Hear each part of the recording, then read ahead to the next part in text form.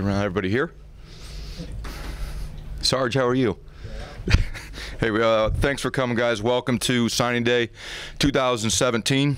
Special day for our program, our university, and our fan base. And very excited to welcome 29 new members to our football program. The day's been a great day. It started with 6 a.m. workouts with our team, and then it went for a couple hours with us receiving national letters of intent back from all of our signees, and finally just got our last one. I had a young man that just had a press conference at 2:30, made it official that he's coming our way, so finally over with all the waiting, and excited to get these guys with us and on board. Today is about bringing 29 new members into our football team. Quick breakdown: 16 offensive players, 11 defense, 2 specialists. We've had 5 mid-year guys on campus already that have been in winter workouts, going to class, and part of our football team, and very excited about those 5 guys. You'll get a chance to talk to them here later on today. And then we've got 2 grad transfers that have also joined our program with Damon Mitchell and Ryan Anderson.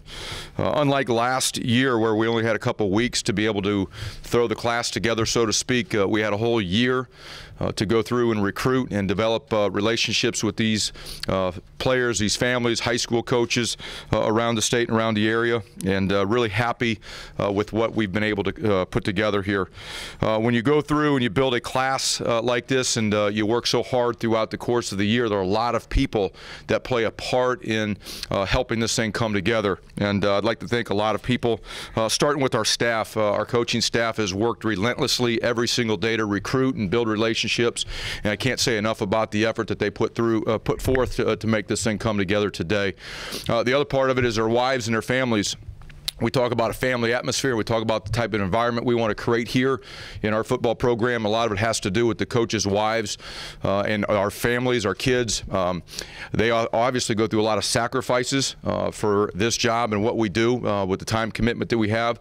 But it's about them coming and being around the recruits and their families, and welcoming them, and making our homes available to their families and their young men. So again, I can't say enough about the coaches' families and their wives, and their effort that they put forth to help us build this class. Again, a lot of people behind the scenes put forth a lot of effort in recruiting. Talk about the recruiting staff. We have an outstanding recruiting staff, and they work, again, very hard every single day, doing the things that we need to do behind the scenes, and helping our coaching staff be able to focus on recruiting, but focus on coaching when we need to, and developing relationships with the current players on our team. Our strength staff, they meet with our recruits all the time. Our academic staff, and when you talk about the education that young men can get here, your academics have to play a huge role in your ability to sign players, and our academic staff has done a great job. Our training staff, our nutrition staff, all the way down the line, everybody that's been involved in the process, I can't thank enough. Recruiting is about relationships, and I think we've done a great job in this state. We're going to sign 17 players here from the state of New Jersey and 23 from the tri-state area. All of our recruiting efforts, like I've said in the past, since we took the job, they're going to start right here at home. And I think we've made a huge dent, made some huge inroads in our recruiting efforts here at home. We'll continue to do that. Obviously, we didn't get everybody here in this state. We'll never be able to do that. There are too many outstanding football players here, and too many options for them to choose from. But if we can continue to build on what we were able to do here this year, we're going to have a very competitive football team and a competitive roster here soon. A little bit about the profile of the players. Again, it's a lot of people talk about talent and star rankings and all that. The things that we're looking for, first and foremost, we want to sign players that love football. They need to have a passion for the game of football, and I think we've been able to do that. We talk a lot about competitive spirit and the ability and desire to compete here in this program in all areas. I think of the 29 players that we've signed, all of them have competitive spirit. They love the game of football, and they're going to compete to be the best that they can be. We want guys that are tough. You know, football's a tough game, and we want guys that are tough. And when you watch the film on these players, I think we've signed a tough class. And then lastly, the part that I'm really excited about is the character of the individuals that we've signed. Again, we can go all around the country and you can find talented players, but when you can find high-charactered players that love the game of football, they're tough, and they've got great character, and you can trust them in all areas of their life. I think that's a special group of individuals that you bring into your program. So I'm going to go ahead and just open it up for questions and let you guys fire away. Chris, with how important a quarterback is in recruiting and really, on a football team, what do you like about Jonathan Lewis? How important was he to get on board early and keep as a part of this class? Yeah, quarterback is everything. I don't care what level of football you're a part of, whether it's the NFL, college, high school. If you don't have a quarterback, you really don't have a chance. And to be able to get a quarterback with the characteristics that Jonathan Lewis has means everything to us. He's big. He's got a strong arm. He makes great decisions. He can run. He possesses leadership ability. I'm so excited about him and his family, the commitment that they made, the loyalty that they showed, their willingness to recruit others. It's just been unbelievable, and I'm excited to have him part of our program. Now, is he going to walk in the door and start? No, there's no guarantees or promises of that, but he's going to come in and have a chance to compete just like the quarterbacks that are on our roster, and I think he's going to hopefully increase the level of play of everyone in that room. But Jonathan, can't say enough about him, and I'm very excited about his skill sets and, like I said, his leadership ability. Chris, the job that you did in New Jersey, I think you have 18 commitments. Was that an emphasis recruiting the state? Absolutely. It will be every year. There's a tremendous amount of high school football players here. We're gonna recruit as hard as we can on the players here in the state. And when we say this state, we also talk about the whole tri-state area: New York, New Jersey, Eastern Pennsylvania. It's really all the same area to us. And when you look at those three areas right there, I think there's a ton of talented football players that want to come to Rutgers, want to be a part of what we're building here, and all of our efforts will start there. Chris, losing 2 assistant coaches this month during the height of the recruiting season, how did that affect you guys, and how were you able to overcome it? Yeah, transition is never easy, and especially when it's in the middle of recruiting. The later you get in recruiting, the closer you get to signing day, the tougher that is. But I think we had great relationships with some of the guys that we're recruiting. Obviously, we lost Coach Henry, who was our corners coach, and he was deep in the middle of recruiting some prospects that unfortunately we didn't get. But that's part of college football. It happens everywhere, and we're not the only team that went through it. Chris, I know he was a late commit and was originally committed to a smaller school, but can you talk a little bit about Elijah Barnwell? Yeah, Elijah's a local kid here, and you mentioned he was committed to a smaller school. I really don't care. What I see in Elijah, he ran for I think 5,700 yards in his career. He had 1,800 yards as a senior. He's a guy that we've talked about literally every week since we've been here, watching his film as a staff, discussing how he would fit into our offense. I think one of the things that helped Elijah and Rutgers and the partnership or relationship that came together today was a new offensive coordinator and new running backs coach. Beauty is in the eye of the beholder, and everybody sees things differently. And what we want to do offensively, we need a back like Elijah. I look at Tyreek Williams from last year's class. Tyreek was committed to Buffalo, and guess what? He came in and was a starting linebacker for us, and was one of the most productive players we had on defense. And I'm hoping Elijah comes and can provide competition and depth in the running backs room, and eventually provide some production. I guess just as a follow-up, my point about asking about a smaller school was, did he just kind of blow up in your eyes? Did he No, he's always been on our radar screen. Elijah is one of the best players in the state of New Jersey, and we've had him on our radar screen since we've been here. Honestly, he's been on my radar screen since the 2015 season when I was at Ohio State. We evaluated him. So I've known about Elijah for a long time. It took a while to get to the point where we offered him, and that happens. That's part of the process. And again, I think with the switch in offensive coordinator and running backs coach, in the way they looked at Elijah and how he fit in what we wanted to do and what we needed, I'm extremely excited that he's here. Chris, one of the things I think last year's team was lacking was that speed element. Do you feel like you addressed that with this class, and could some of these kids maybe give you that kind of lift on special teams speed as freshmen? We sure hope so. If you look at the class overall, there was a huge emphasis on the skilled positions. You look at the wide receivers, the DBs, the running backs. I think we have increased our overall team speed. I think we've increased the number of people that we can use on special teams early. A lot of these players, I think, are going to have a chance to help us on special teams right away. But yeah, the team speed and depth really for special teams play was really important for us, and I think we've been able to address that. Coach, unique situation bringing in a punter, transferred D3, played wide receiver in basketball too. Can you explain how you found him and maybe your expectations for Ryan this year? Be honest with you, some of our offensive staff guys knew of him, and through mutual friendships with people that Ryan knew, the word got out that he was looking to transfer and be a grad transfer, and we'll make no secrets about it. I mean, our special teams were not where they needed to be. We needed to find a way to create competition at the punting position, at the kicking position, and with who we've got coming in at both positions, I think we're able to do that. Again, there's no guarantee just because he's a grad transfer he's going to come in and take the starting punting position, but we've created competition there where hopefully, again, it makes who's on campus better with him coming in, and I'm excited to see what he does. Chris, just in terms of understanding that this happened before you were here, but the notice of allegations that you guys got in December, can you talk about how you addressed that with the recruits getting out in front of that, knowing I'm sure that other teams were going to use that against you in recruiting? Yeah, exactly. I think you're exactly right. Make some good points there. That we were aware that an investigation, NCAA investigation, was ongoing into things here in the program. It's not something that we were a part of. I really couldn't tell you what's true, what's not true. It's none of my business. I do know that an investigation took place, and that we actually had conversations with recruits and their families well in advance to let them know there were no secrets. We talk about our recruiting philosophies: open, honest, and transparent. And we were open and honest about the things that were ongoing before they ever came out. When the notice of allegations came out, we knew that the other schools would discuss those in recruiting battles, and they were brought up. It was brought up. Can I sit here and tell you it made a difference or not in certain individuals' decisions? I don't know, but there were conversations about that all the way through the recruiting process. But we tried to get out in front of it, and it started way back, in the spring and summer when we were recruiting players.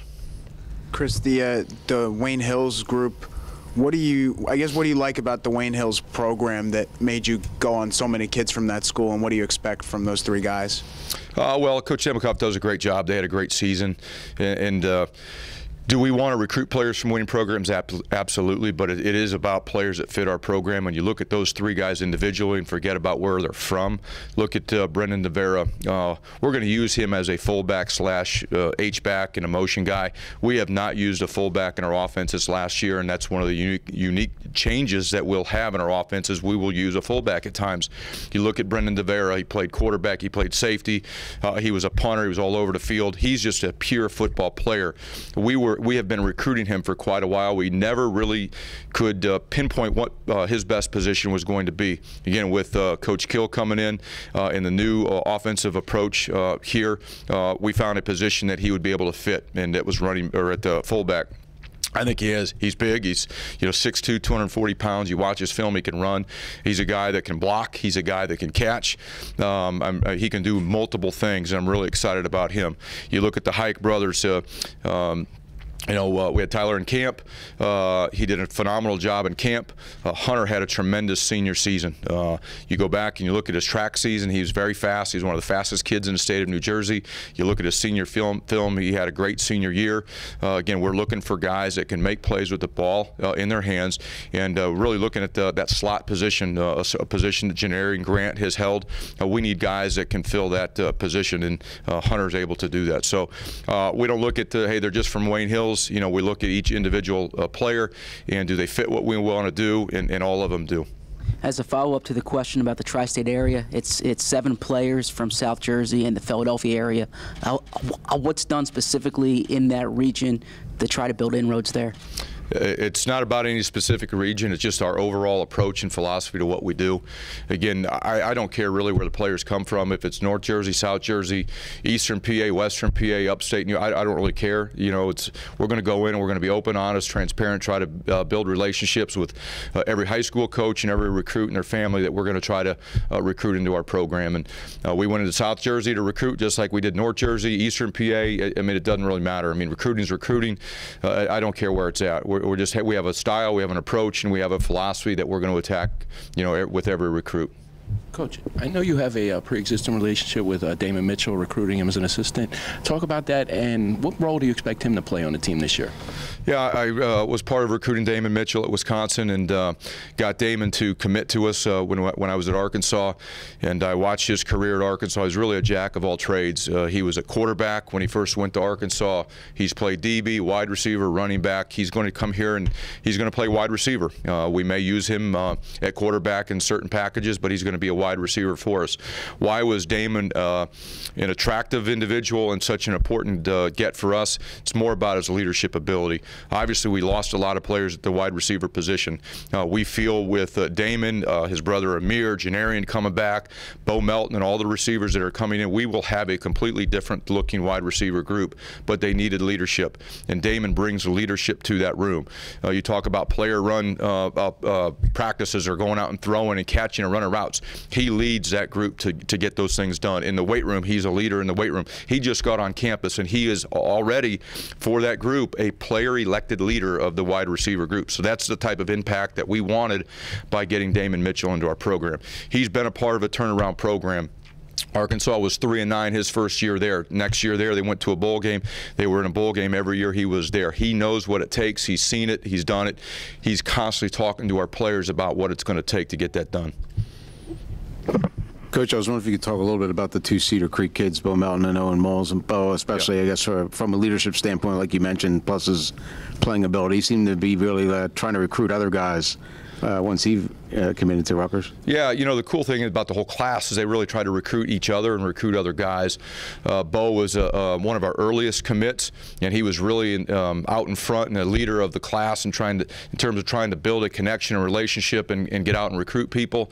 They're going to be, with Bo and Owen, we're going to have 4 Cedar Creek players in the program. Coach Tim Watson does a tremendous job down there with that program. They're well coached, they're developed, they've got great character, and excited to have both of those guys in our program. But Bo and Owen both did a great job trying to help us develop this class. You mentioned getting Bo early, and I think you got him around the same time you got Micah and Jamal. How big was that for you in terms of, I guess it seems like forever ago now, but like that last April where you seemed to really build some momentum? Yeah. It was huge. I think we had 17 commits, 16 or 17 commits before August. We really got on a roll. It started in summer camps, to be honest with you. We had 11 of the guys we signed today in summer camp, so we got a chance to evaluate them ourselves, and that's, in my opinion, the best evaluation. But when you can get a player of Bo Melton's status, so to speak, committed early, and you know that he's a legacy here from Rutgers, that means a lot. And to watch him go out and to attack other players and help get them here was important. But we really, I thought we caught on fire back in April, May, and June, all the way through the summer camps, and a lot of it had to do with Bo. Micah in that same category? Yeah, Micah, Bo, those are two of the top-ranked players here in the state of New Jersey. And again, anytime those type of players jump in, it's kind of a snowball effect, and it created some momentum, it created energy and excitement. I can't thank guys like that enough. Obviously, when you go 2-10, recruiting's tough. But the fact that guys like Bo and Micah and Jamal, all the guys that committed early, they were committed, they were loyal. If people came after them, trying to get them to take other trips, most of those guys did not take another trip. They were really happy and excited about being here at Rutgers, and that's really what's important to us, is we want players that want to be here. They know what we're trying to build, they know the environment that we have, and to do that here with a great education and doing it in front of family and friends and never wavering is outstanding. I hear all the time people say you got to take your 5 visits. No, you don't. You know, if you find what you want and you're really happy about it, you don't have to take 5 visits. Very few people take 5 visits anymore. And the fact that they found what they wanted for them personally and for their family and stayed committed and loyal means a lot to us. Chris, you've had a chance to be around Micah Clark for a little bit. Could you just talk about him a little bit? And in your experience, how difficult is it for a young kid like that to come in and make an impact immediately on the offensive line in the Big Ten? It's hard. It's hard for a freshman to come into any position, but the offensive line is even tougher. The fact that it was a mid-year enrollee gives him a better chance to make that happen, because he's going to be here through all of our off-season workouts, spring practice, summer workouts, and he's going to have a head start to get that done. And really, when you talk about mid-year enrollees, if they're players that you think have an opportunity to potentially help you early on, it's an advantage to get them here early and get a jump start. And Micah has been able to do that. I watch him in the workouts. He's very athletic. He's putting weight on already. We haven't had a chance really to do any football stuff with him yet because we've been on the road recruiting, but I'm excited to see what he has to offer once we get a chance to do that.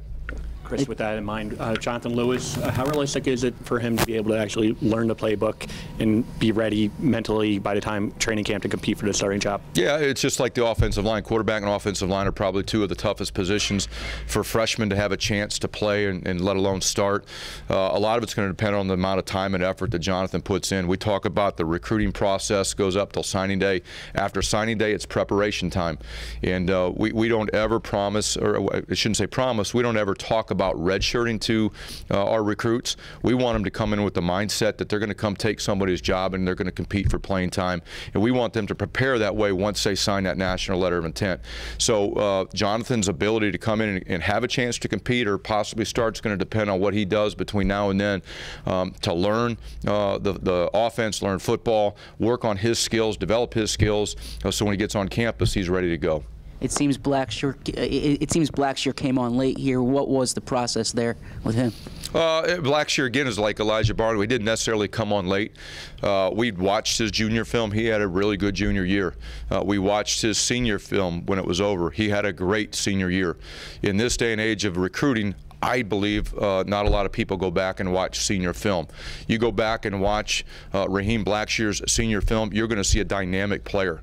And one, honestly, I'm not sure why his offer list wasn't very long because he was a dynamic player his senior year. He played running back, he played wide receiver, as a kick returner, punt returner. The only knock I guess you would have on him is maybe people said he was too small. You look at the kid, he's not. I'm extremely excited to have him in our program. I think he's a steal, and I think he's going to be a dynamic player for us. As far as I know, there were times last year where you expressed your disappointment with the way the offensive line was playing. I mean, do you feel with Micah and Sam, some of the other guys you got, do you feel like you've bolstered it? Well, it's going to start with the guys that are returning in the program, because to sit here and say that we're going to be able to use like Micah and Sam and any of those guys to play for us next year, that's going to be hard to do. And change the results, to say we're going to put true freshmen out there and start on the offensive line and change the results, it's going to be hard, very hard to do. Why were we not as good as we wanted to be on the offensive line? We started 2 redshirt tackles for the majority of the year. One of them had moved over to the offensive line after training camp. The other one was his first year playing in Tariq Cole. If we get better at those 2 positions, which we will, hopefully that will help us change the play of our offensive line and the results on the offense overall. And I know there's a lot of conversation about the lack of production at the quarterback position. A lot of it starts up front. We got to be able to protect. We got to be able to run the ball, and it starts with those tackles on the outside. Tariq Cole and Kamal Seymour are going to be returning tackles. I think they've got tremendous potential. They're great kids. They're high character kids. They work hard. They're very athletic. They were redshirt freshmen last year, first time playing. And I look at the 2 corners, Isaiah Wharton and Bless Austin, and I look at the improvement they made from their first year playing to this last year. I'm hoping that those 2 tackles can make that type of improvement too, and it'll make the offense better. Take 2 more. Chris, he's not on this list, but we haven't talked to you since Janarian decided to come back, and you just mentioned him there. What kind of lift did that give you guys, if almost like you look at him as a graduate transfer kind of thing? And are these young kids excited to play with him? Absolutely. I think when Janarian made the announcement to come back, players that were committed to us were extremely excited, especially the wide receivers, because they want to be able to learn from him and emulate him, because he's a dynamic player. I think it gave the players in the program, myself myself included, a lift because he is a difference maker. When you talk about, whether it's football, basketball, whatever it may be, you want to have those players that when the game is on the line or a play needs to be made, you can say, get the ball to this guy. And Janarian's one of those guys. He did it on special teams when he was healthy. He did it on offense when he was healthy. And we're hoping we can get him bigger and stronger and stay healthy, and he can do that for us this next year. It just lifts the play of everybody else around him. And I can't say enough about Janarian making the decision to come back. It means that, one, he believes in what we're doing, and he believes that we can continue to develop him and help him reach his dreams and goals of being an NFL player. Well, one here and then last one. Chris, even though this signing period has come and gone, not knowing what may come of the NCAA investigation, how does it hamstring you going forward? I don't worry about it. We got a job to do, and that's to build a program, build a team, to recruit players, to develop players, and coach players. Whatever the NCAA does, they do. We had nothing to do with it. I'm focused on the future. I'm focused on our team. I can't wait to get through this day and get a chance to coach our players and recruit the next class. That's all I'm worried about. Whatever happens, I'll let everyone else worry about it. We're worried about our players and recruiting to build for the future. Worry about it? No, not at all. I mean, I can't control it. It's out of my control. I'm going to worry about the things I can control. Thanks. Chris, who was the 29th player who signed at 230? And the second part of the question is, now that you have this class together, I mean, can you be more competitive next year? Well, Raheem Blackshear was the one that just made the announcement at 2:30. We felt good that he was coming. We knew he was coming, but he had a press conference late after school. But to build a competitive football team, it requires a lot of work. And to sit here and say that this class is going to make the difference in 1 year, that's hard to say, and it's not fair to put that pressure on them.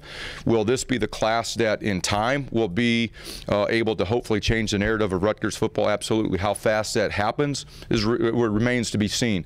But I do like this class in terms of their character, their competitive spirit, their ability to be developed. They're big, they're strong, they're faster than some of the other guys, and I'm excited. With the guys returning and this group coming in, what we've done on our football team that we needed to do was create competition. The existing players on our team, they want to play, and they don't want to lose playing time or spots to new freshmen coming in. The freshmen coming in want a chance to come take time. They want to try to have an opportunity to start. That creates competition. If we can create competition like that and everybody embraces it, hopefully the football team is better and the results change sooner than later. Thanks. Thank you, guys.